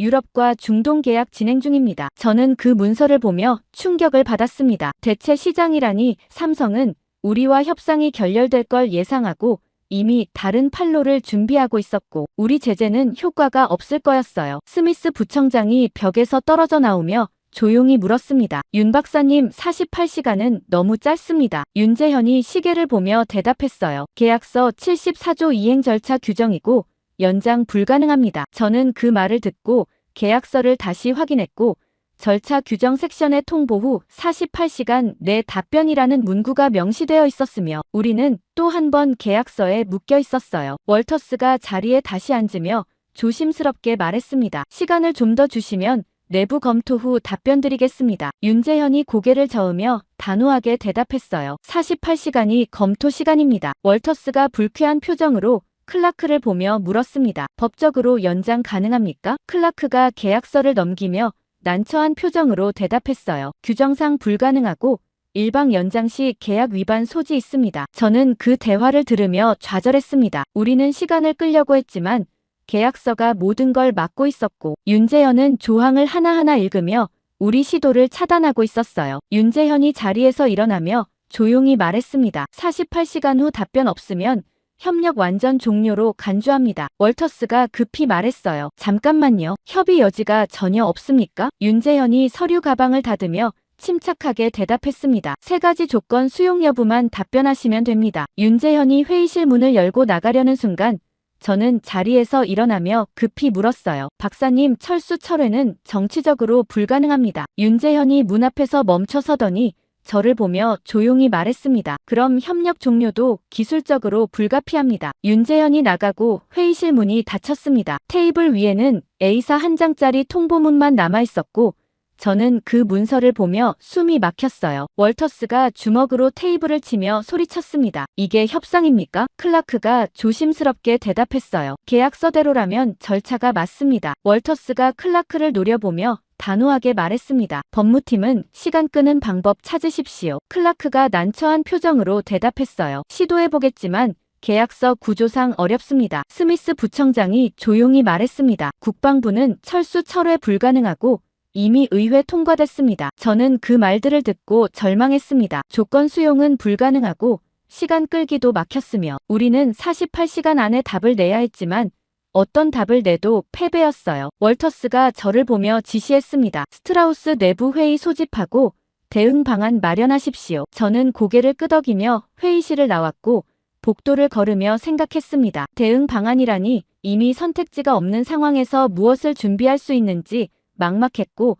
윤재현은 협상이 아니라 절차라고 명확히 했으며 우리는 조건을 받아들이거나 거부하거나 둘 중 하나만 선택할 수 있었어요. 저는 사무실로 돌아와 책상에 앉아 시계를 봤습니다. 48시간 타이머가 이미 시작됐고 내일 모레 오전 10시까지 답변을 내야 했으며 그 시간이 지나면 모든 게 끝날 거였어요. 저는 노트북을 열어 긴급 대책회의 소집 메일을 작성하기 시작했지만 키보드 위에 손을 올려놓고 멈췄습니다. 무엇을 논의해야 할지 확신할 수 없었고 시간 끌기 전략을 선택하면 오히려 철수 타이머를 가속시킬 거라는 예감이 들었으며 윤재현은 이미 모든 걸 계산하고 있었습니다. 48시간 통보 종료 3시간 전 저는 피닉스 공장 관제실에 서 있었고 금요일 오전 7시였지만 밤새 잠을 자지 못해 눈이 충혈되어 있었으며 정면 모니터 24개에는 B라인과 C라인 실시간 시스템 로그가 표시되고 있었습니다. 모건 부사장이 제 옆에서 태블릿을 보며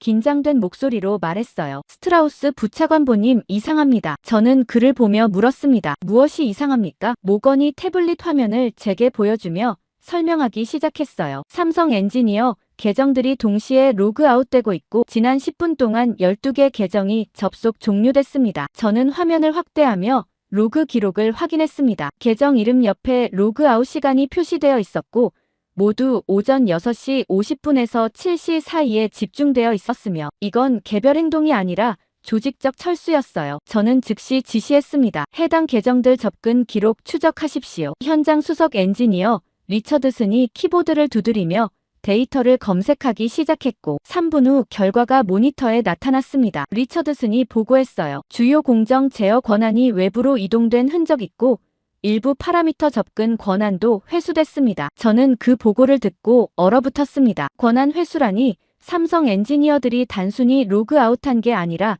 시스템 통제권을 가져간 거였고 우리는 접근조차 할 수 없는 상태로 남겨진 거였어요. 저는 모건에게 급히 말했습니다. 긴급 접근 차단 시도하십시오. 모건이 즉시 보안팀에 지시했고 보안 담당자 2명이 관제실로 들어와 긴급 프로토콜을 가동하기 시작했습니다. 하지만 화면에는 접근 거부 메시지가 계속 나타났고 권한 이동이 이미 완료된 상태였어요. 보안 담당자가 난처한 표정으로 보고했습니다. 부사장님, 주요 공정 권한이 전부 외부 서버로 이전됐고 차단 불가능합니다. 저는 그 말을 듣고 당황했습니다. 외부 서버라니 삼성이 원격으로 통제권을 가져갔고 우리는 자체 공장인데도 시스템을 제어할 수 없는 상황이었어요. 모건이 제게 다가와 조용히 물었습니다. 어떻게 하시겠습니까? 저는 시계를 봤습니다. 윤재현 통보 종료까지 2시간 50분이 남아 있었고 워싱턴에서는 아직 답변을 결정하지 못한 상태였어요. 저는 단호하게 말했습니다. 대체 인력 즉시 투입하십시오. 모건이 난처한 표정으로 대답했어요. 대체 인력이 공정 파라미터 모르면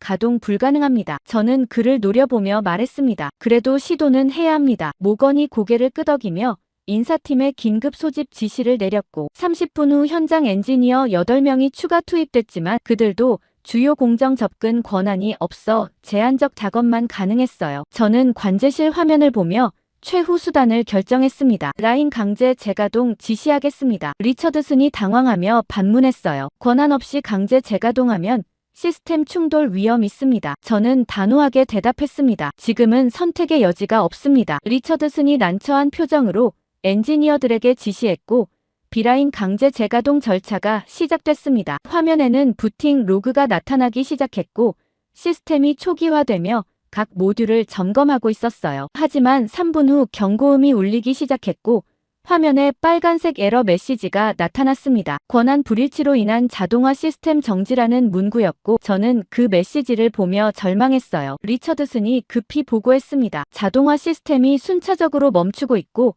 수동 제어 전환도 차단됐습니다. 저는 화면을 보며 소리쳤습니다. 수동이라도 돌리십시오. 엔지니어들이 클린룸으로 뛰어들어가 수동 개입을 시도했지만 장비들이 하나둘 응답을 멈추기 시작했고 제어 패널에는 시스템 오류 표시만 깜빡이고 있었어요. 5분 후 C라인도 동일 증상이 나타나기 시작했고 자동화 제어가 완전히 먹통이 되며 라인 전체가 정지 상태로 들어갔습니다. 모건이 제 옆으로 다가와 떨리는 목소리로 말했어요. 전체 공정이 멈췄습니다. 저는 관제실 창문으로 클린룸 내부를 내려다봤습니다. 로봇 팔들이 모두 정지해 있었고 웨이퍼 이송 시스템도 멈춰 있었으며 엔지니어들이 당황한 표정으로 장비들을 확인하고 있었지만 아무것도 작동하지 않았어요. 저는 그 순간 깨달았습니다. 기술 이전이 아니라 운영 권한 구조가 빠져나간 거였고 우리는 장비를 소유하고 있지만 돌릴 수 없는 상태였으며 삼성은 물리적 철수 없이 시스템을 무력화시킨 거였어요. 제 휴대폰이 울렸고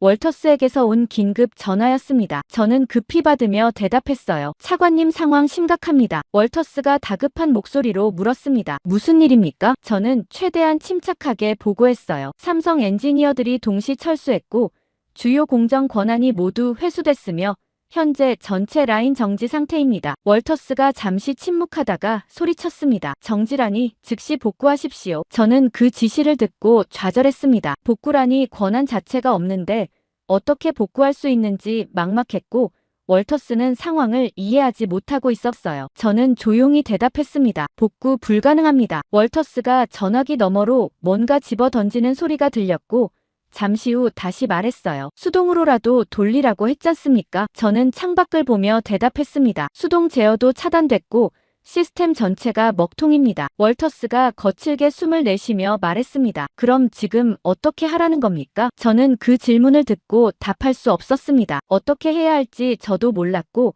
모든 수단이 막혀 있었으며 삼성은 이미 완벽하게 철수한 상태였어요. 통화가 끊기고 저는 관제실 의자에 주저앉았습니다. 모니터 화면에는 빨간색 오류 메시지들만 가득했고 라인은 완전히 멈춰 있었으며 엔지니어들은 어쩔 줄 몰라 하고 있었어요. 리처드슨이 제 옆으로 다가와 조용히 말했습니다. 부차관보님 복구 예상 시간 산출 불가능합니다. 저는 그를 보며 물었어요. 왜 불가능합니까? 리처드슨이 난처한 표정으로 대답했습니다. 권한 구조 자체를 모르고 삼성 협력 없이는 재현 불가능합니다. 저는 그 말을 듣고 인정할 수밖에 없었습니다. 우리는 장비를 가지고 있었지만 그걸 작동시키는 핵심 지식은 없었고 기술 이전이라고 믿었던 건 사실 표면적 절차였으며 실제 통제권은 한 번도 넘어오지 않았어요. 저는 시계를 봤습니다. 윤재현 통보 종료까지 1시간 30분이 남아 있었고 워싱턴에서는 여전히 답변을 고민하고 있었지만 이미 현장에서는 모든 게 끝나 있었습니다. 저는 모건에게 조용히 말했어요. 전체 라인 비상정지 상태로 전환하고 추가 손상 방지하십시오. 모건이 고개를 끄덕이며 지시를 내렸고 관제실 화면에 비상정지 확정이라는 문구가 나타났습니다. 저는 창밖을 보며 생각했습니다. 삼성은 물리적으로 아무것도 가져가지 않았지만 우리는 아무것도 할 수 없게 됐고 엔지니어들이 빠져나간 순간 공장은 단순한 건물로 남았으며 기술이 아니라 운영 권한 구조가 진짜 자산이었다는 걸 이제야 깨달았습니다. 공장 전체 정지 6시간 후 저는 워싱턴 국방부 지하 3층 합동 상황실로 긴급 소집됐고 금요일 오후 2시였지만 실내는 비상등만 켜져 있어 음산했으며 정면 대형 스크린에는 미 전역 군수 반도체 공급망 현황이 빨간색으로 표시되고 있었습니다. 합참 작전국장 코너 소장이 스크린 앞에 서서 레이저 포인터로 화면을 가리키며 참모들에게 브리핑하고 있었고 그의 목소리는 차갑게 가라앉아 있었어요. 피닉스 공장 정지로 인한 연쇄 납기 지연이 발생했고 AI 서버용 고성능 칩 3만 개 납기 2주 지연 확정됐으며 통신 장비용 중급 칩 5만 개도 동일 상황입니다. 저는 배정된 자리에 앉으며 주변을 살폈고 국방부 조달청 부청장 스미스와 상무부 차관 월터스가 이미 테이블에 앉아 있었으며 두 사람 모두 굳은 표정으로 스크린을 보고 있었어요. 코너 소장이 화면을 전환하며 계속 설명했습니다. 더 심각한 건 미사일 제어 칩이고 SM-6 미사일 생산 라인이 칩 부족으로 3주 지연 예상되며 F-35항전 장비 업그레이드도 동일하게 차질 발생했습니다. 스미스 부청장이 자리에서 일어나며 급하게 물었어요. 소장님, 대체 공급처 확보 가능합니까? 코너 소장이 고개를 저으며 대답했습니다. 단기간 대체 불가능하고 삼성 외 업체들도 생산 여력 없는 상태입니다. 저는 그 보고를 듣고 긴장했습니다. 대체 불가라니 우리는 삼성 의존도를 줄이려고 했지만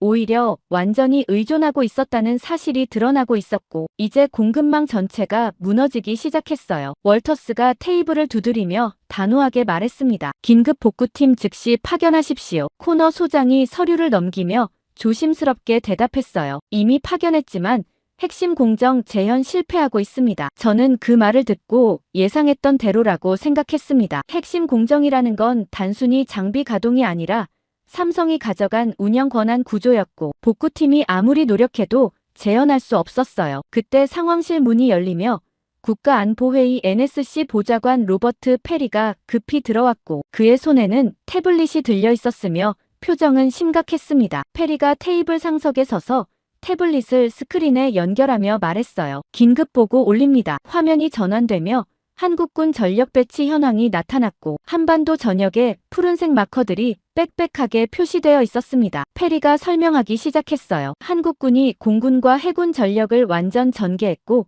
F-35 추가 편대 투입 완료했으며 이지스함 전체를 작전 해역에 배치했습니다. 저는 화면을 보며 얼어붙었습니다. 완전 전개라니 한국은 우리 철수로 생긴 공백을 단순히 메우는 게 아니라 독자방위 체계를 완성하고 있었고 이건 사전 준비 없이는 불가능한 속도였어요. 스미스 부청장이 페리에게 물었습니다. 북한 반응은 어떻습니까? 페리가 화면을 전환하며 대답했어요. 이상하게도 조용합니다. 저는 그 말을 듣고 미간을 찌푸렸습니다. 조용하다니 북한은 보통 한미 관계 균열 시 도발을 시도하는데 이번에는 반응이 없었고 이건 한국군 전개가 실제로 억제력을 발휘하고 있다는 뜻이었어요. 코너 소장이 페리에게 조심스럽게 물었습니다. 그럼 우리 철수가 안보 공백을 만들지 않았다는 겁니까? 페리가 고개를 끄덕이며 대답했습니다. 현재로선 그렇게 보입니다. 월터스가 불쾌한 표정으로 말했어요. 그건 일시적 안정이고 장기적으로는 불가능합니다. 페리가 월터스를 보며 조용히 대답했습니다. 일시적이라고 판단할 근거가 약합니다. 상황실 안이 순간적으로 조용해졌습니다. 우리는 한국이 혼란에 빠질 거라고 예상했지만 오히려 질서정연하게 대응하고 있었고 군사 공백도 발생하지 않았으며 반도체 공급까지 차단당하면서 우리가 양쪽에서 동시에 밀리고 있었어요. 코너 소장이 스크린을 다시 전환하며 계속 브리핑했습니다. 추가 보고 드립니다. 저는 화면을 받고 국방 프로젝트 일정표가 나타났습니다. 여러 프로젝트 이름 옆에 빨간색 지연 표시가 붙어 있었고 코너 소장이 하나씩 읽어 내려가기 시작했어요. 차세대 전투기 항전 시스템 업그레이드 3개월 지연, 해군 구축함 레이더 교체 2개월 지연, 육군 드론 제어 시스템 신규 도입 4개월 지연 예상됩니다. 스미스 부청장이 자리에서 일어나며 소리쳤습니다. 이건 국가 단위 위기입니다. 코너 소장이 침착하게 대답했어요. 인지하고 있고 백악관 보고 준비 중입니다. 저는 그 대화를 들으며 생각했습니다. 국가 단위 위기라는 표현이 과장이 아니었고 우리는 산업과 안보 두 축에서 동시에 무너지고 있었으며 한국은 양쪽 모두에서 독자 체제를 완성해가고 있었어요. 월터스가 저를 보며 단호하게 말했습니다. 스트라우스 피닉스 복구 일정 즉시 보고하십시오. 저는 조심스럽게 대답했어요. 복구팀이 투입됐지만 핵심 공정 재현 실패하고 있고 예상 일정 산출 불가능합니다. 월터스가 테이블을 치며 소리쳤습니다. 불가능이 어디 있습니까? 저는 그를 보며 침착하게 설명했습니다. 공정 파라미터를 모르고 운영 권한도 없으며 삼성 협력 없이는 재현 자체가 불가능합니다. 월터스가 저를 노려보며 말했어요. 그럼 삼성 끌어내십시오. 저는 그 말을 듣고 좌절했습니다. 끌어낸다는 게 이미 불가능했고 윤재현 통보 시한은 1시간 전에 종료됐으며 우리는 아직 답변조차 하지 못한 상태였어요. 페리가 월터스에게 조용히 말했습니다. 차관님, 윤재현 통보 시한 종료됐습니다. 월터스가 페리를 보며 물었어요. 우리 답변은요? 페리가 고개를 저으며 대답했습니다. 백악관에서 보류 중이고 결정 안 났습니다. 저는 그 말을 듣고 이해했습니다. 답변을 보류한다는 건 사실상 거부와 같았고 윤재현 통보대로 협력이 완전 종료 단계로 들어간다는 뜻이었어요. 코너 소장이 스크린을 끄며 참모들에게 지시했습니다. 각 부서 긴급 대응 태세 전환하고 추가 상황 발생 시 즉시 보고하십시오. 회의가 끝나고 참석자들이 하나둘 빠져나가기 시작했습니다. 저는 자리에 남아 꺼진 스크린을 보며 생각했어요. 우리는 압박으로 협상을 시작하려 했지만 결국 산업 마비와 군사 공백이라는 결과를 얻었고 한국은 두 영역 모두에서 우리 없이 작동하는 시스템을 증명했으며 이제 공급망과 동맹 구조가 동시에 재편되고 있었습니다. 월터스가 상황실을 나가기 전 저를 보며 조용히 말했어요. 스트라우스, 마지막 카드 준비하십시오. 저는 그를 보며 물었습니다. 무슨 카드입니까? 월터스가 문 앞에서 멈춰서더니 차갑게 대답했습니다. 전면 제재입니다. 월터스가 나가고 상황실 문이 닫혔습니다. 저는 텅 빈 회의실에 홀로 앉아 생각했어요. 전면 제재라니 이미 모든 압박이 역효과를 낸 상황에서 추가 제재는 한국의 완전 독립만 가속화시킬 거였고 우리는 선택지를 잃어가고 있었지만 여전히 인정하지 않으려 하고 있었습니다. 전면 제재 준비 지시 이틀 후 저는 백악관 웨스트윙 브리핑룸 뒤편 대기실에 서 있었고 일요일 오후 4시였지만 실내는 긴급 소집된 참모들로 붐비고 있었으며 정면 모니터에는 CNN 속보가 흐르고 있었습니다. 화면 속 앵커가 읽고 있는 뉴스 제목은 한국 마이너스 유럽 대규모 반도체 계약 체결이었고 저는 그 문구를 보며 숨이 막혔어요. 국가안보회의 보좌관 페리가 제 옆으로 다가오며 태블릿을 보여주며 조용히 말했습니다. 스트라우스 전문 확인하십시오. 저는 태블릿 화면을 받고 주유럽 대사관에서 보낸 긴급 보고서가 표시되어 있었습니다. 독일 지멘스와 삼성이 차세대 산업용 반도체 공동 개발 계약 체결했고 규모는 50억 달러이며 프랑스 탈레스도 방산칩 협력 MOU 서명했다는 내용이었어요. 저는 스크롤을 내리며 계속 읽었습니다. 네덜란드 ASML과 삼성이 차세대 노광 장비 공동 연구 합의했고 영국 ARM도 모바일 칩 설계 확대 파트너십 발표 예정이라는 문구가 이어졌으며 저는 그 내용을 보며 얼어붙었어요. 저는 페리에게 조심스럽게 물었습니다. 이게 전부입니까? 페리가 고개를 저으며 태블릿을 조작해서 다음 페이지를 열었습니다. 중동 보고서가 나타났고 아랍에미레이트와 사우디가 삼성과 반도체 생산 거점 구축 논의 중이며 투자 규모는 100억 달러 이상으로 추정된다는 내용이었어요. 저는 그 숫자를 보며 당황했습니다. 100억 달러라니 우리가 피닉스 공장에 투자한 규모와 비슷했고 중동이 삼성과 손잡고 독자 공급망을 만들고 있다는 뜻이었어요. 페리가 계속 설명했습니다. 방산 쪽도 움직이고 있고 폴란드가 K-9 자주포 추가 구매 확정했으며 노르웨이가 K-2 전차 도입 검토 시작했습니다. 저는 그 보고를 듣고 인정할 수밖에 없었습니다. 우리가 중단한 라인과 동일한 규모의 프로젝트가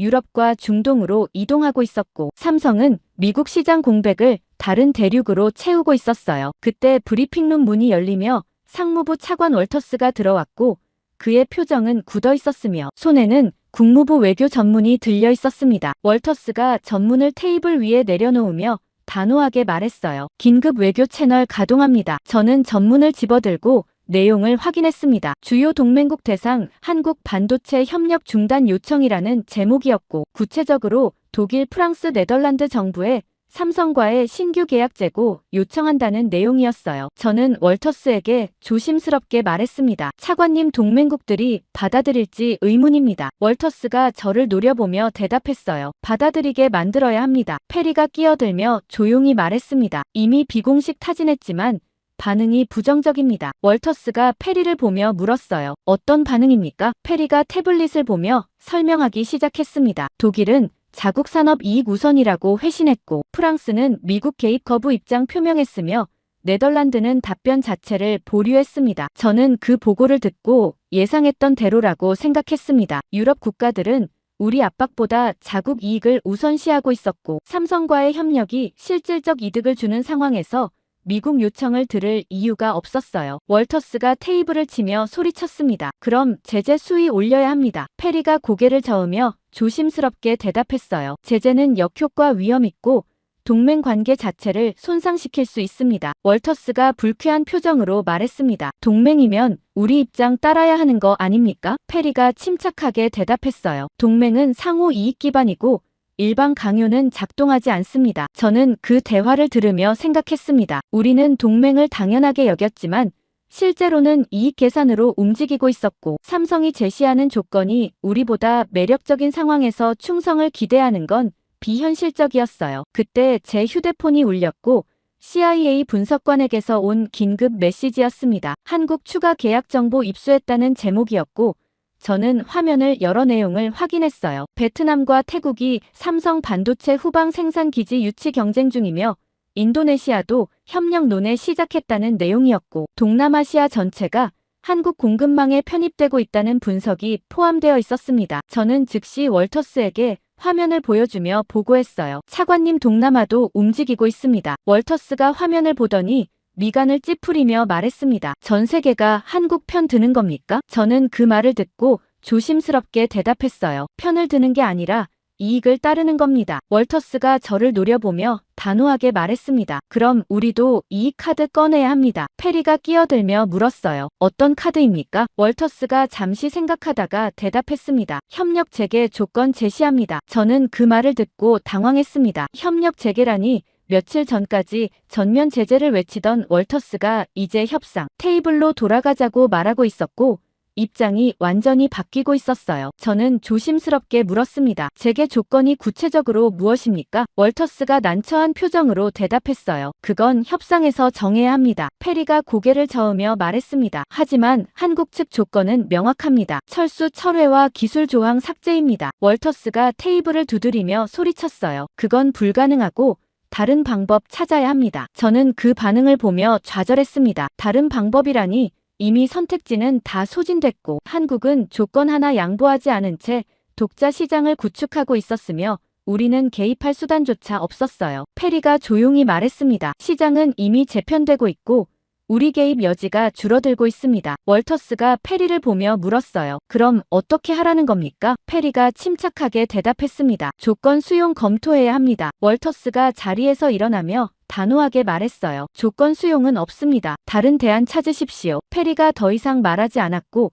회의실 안이 순간적으로 조용해졌습니다. 저는 창밖을 보며 생각했어요. 대안이라는 게 남아있지 않았고 우리가 만든 공백을 한국이 채우고 있었으며 동맹과 시장이 동시에 재편되는 동안 우리는 여전히 압박을 고집하고 있었습니다. 월터스가 회의실을 나가며 저를 보고 마지막으로 지시했어요. 스트라우스 최종 협상안 준비하십시오. 저는 고개를 끄덕이며 대답했습니다. 준비하겠습니다. 하지만 제 머릿속에는 협상안이 아니라 윤재현이 내밀었던 A사 한 장짜리 통보문이 떠올랐고 우리가 조건을 제시하는 쪽이 아니라 받아야 하는 쪽으로 이미 바뀌었다는 사실이 명확해지고 있었습니다. 최종 협상안 준비 지시 사흘 후 저는 국무부 본관 제 사무실 책상 앞에 앉아 있었고 수요일 오후 6시였지만 창밖으로 해가 지고 있었으며 컴퓨터 화면에는 최종 보고서 초안이 떠 있었습니다. 제목은 한국기술협력 정상화를 위한 제안이었고 본문에는 철수 재검토와 기술협력 복원을 동시에 요청하는 내용이 작성되어 있었지만 저는 키보드 위에 손을 올려놓고 멈춰 있었어요. 제안이라는 단어가 공허하게 느껴졌고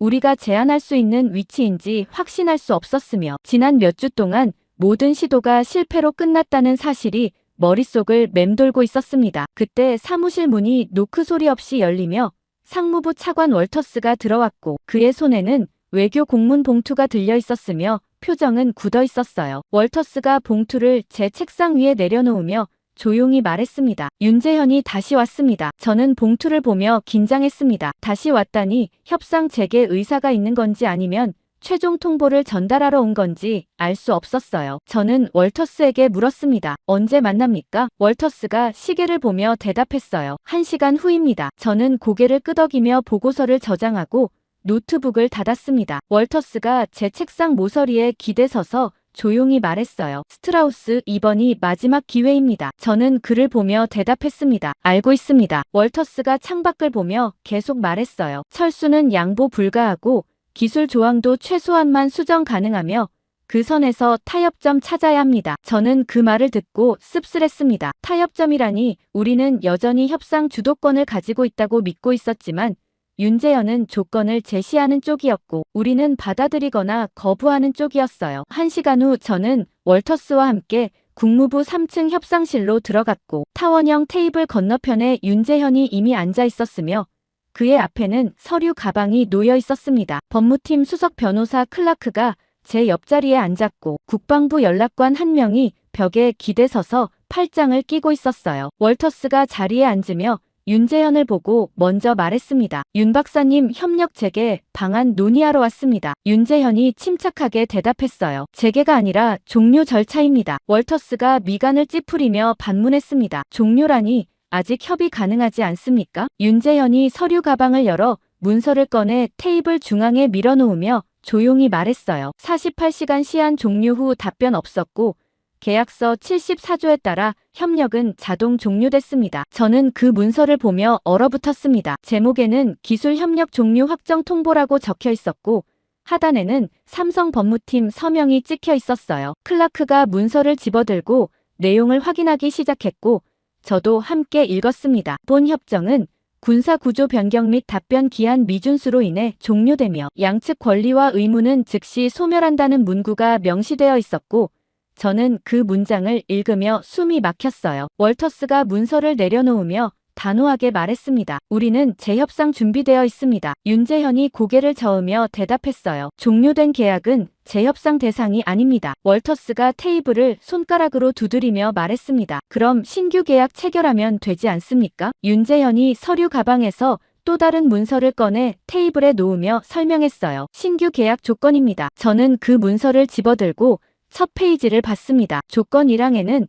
주한미군 주둔 현상 유지 보장이라고 적혀 있었고 이 항에는 기술 이전 요구 전면 금지가 명시되어 있었으며 사망에는 협력 범위를 기존 계약 대비 30% 축소한다는 내용이 포함되어 있었어요. 저는 그 조건들을 읽으며 당황했습니다. 주둔 보장과 이전 금지라니 이건 우리가 요구했던 것과 정반대였고 협력 범위마저 축소되어 있었어요. 월터스가 문서를 보더니 불쾌한 표정으로 말했습니다. 이건 우리가 받아들일 수 없는 조건입니다. 윤재현이 침착하게 대답했어요. 그럼 협력 없이 진행하시면 됩니다. 월터스가 목소리를 높이며 말했습니다. 협력 없이는 양쪽 모두 손해입니다. 윤재현이 서류 가방에서 태블릿을 꺼내 화면을 켜며 조용히 말했어요. 저희는 대체 시장 확보 완료했습니다. 윤재현이 태블릿을 테이블 중앙에 놓았고 화면에는 유럽, 중동, 동남아 계약 현황이 표시되어 있었으며 총 계약 규모가 200억 달러를 넘어서고 있었어요. 저는 그 숫자를 보며 충격을 받았습니다. 200억 달러라니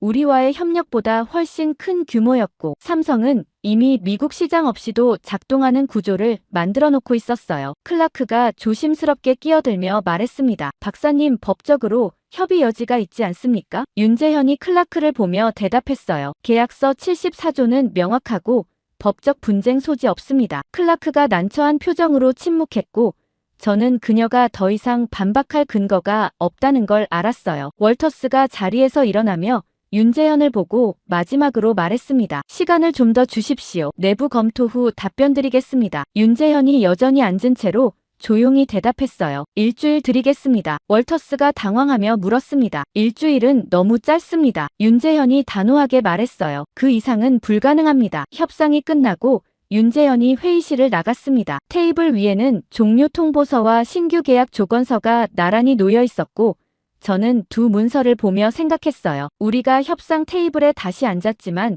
위치가 완전히 바뀌어 있었고 조건을 제시하는 쪽이 아니라 받아야 하는 쪽이 되어 있었으며 월터스는 여전히 시간을 끌려 하고 있었지만 이미 게임은 끝나 있었습니다.